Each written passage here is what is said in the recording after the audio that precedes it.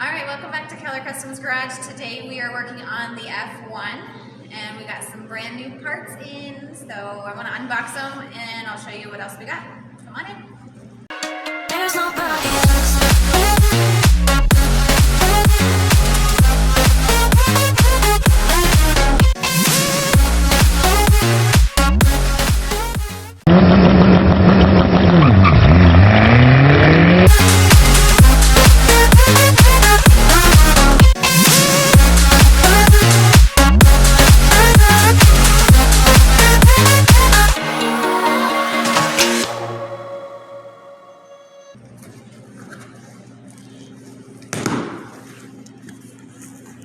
So we ordered tile wastegates, T-I-A-L, 44 millimeters. Ooh. We have 2 of them to go with our Board Warner Turbo.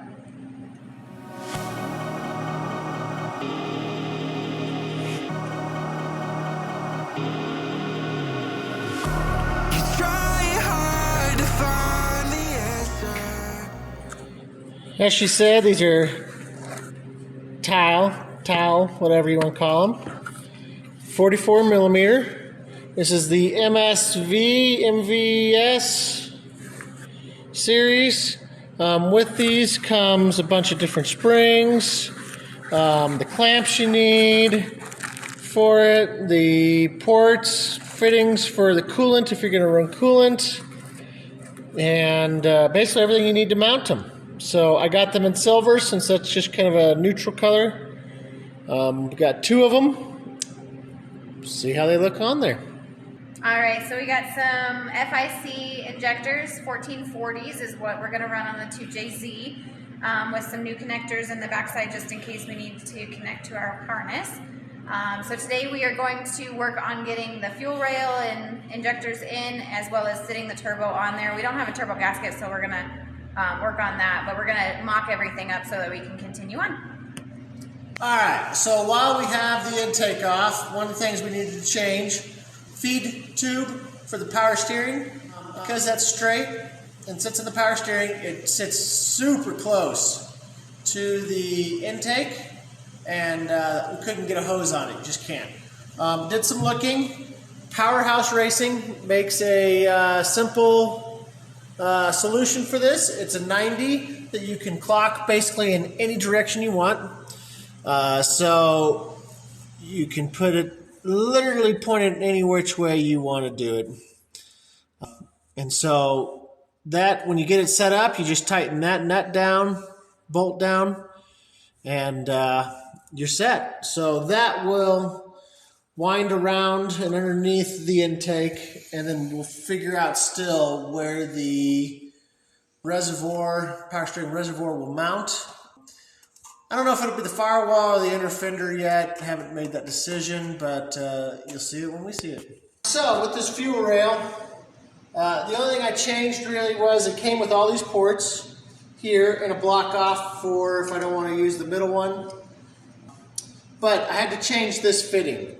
The fittings that came with this kit, because of my firewall and how the engine sits, these fittings would go straight out, and I don't have the room. I needed a 90.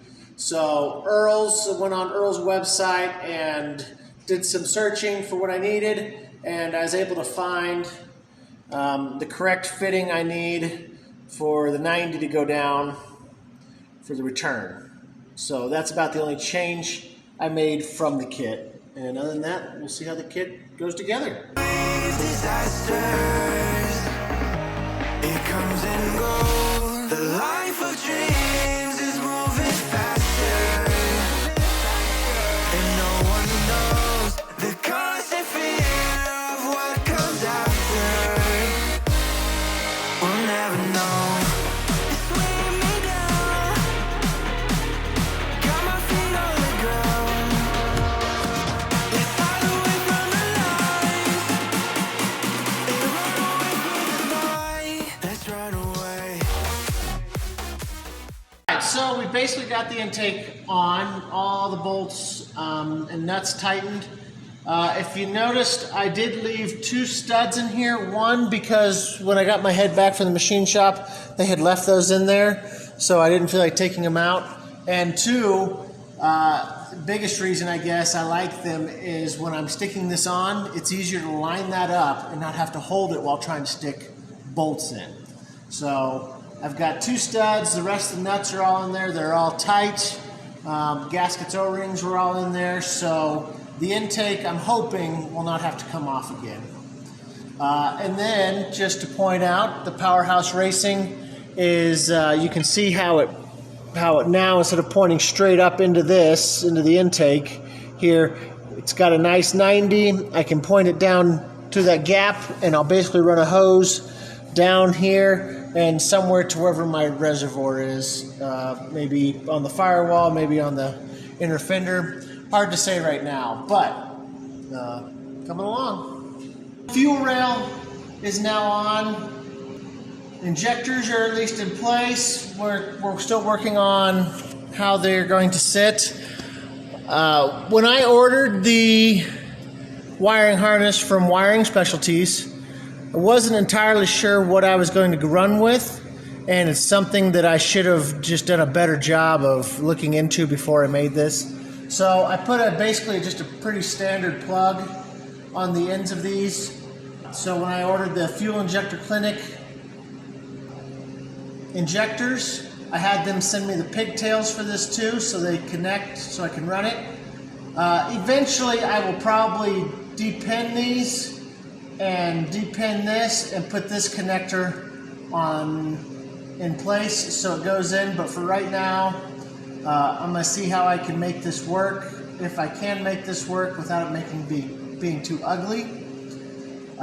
So not my best decision, but as I don't have the D-pin tools right here right now, I'm going to just take a shot and see at least how it looks. The other thing you'll notice, Ashley will come over here, but this back fuel rail, or back fuel line back here, it's a swivel, so it goes any which way it wants. And that's so I can move it as I want, but I literally have no room back there. You can see it when Ashley trades me spots. You can see back there that there is just nothing. I don't know if that's better or worse, but anyways, there's just very little room back there for that to fit. However, it does not actually contact it. It just doesn't have a whole lot of room. The next thing Ashley's going to do is start kind of routing the wiring around, trying to figure out the cleanest way to run this. And then we will hide basically all the extra wire underneath the intake. Hopefully it'll be somewhat hidden. And I will get the throttle body on and just put the little cheesy bracket for the throttle cable, which we don't have. We're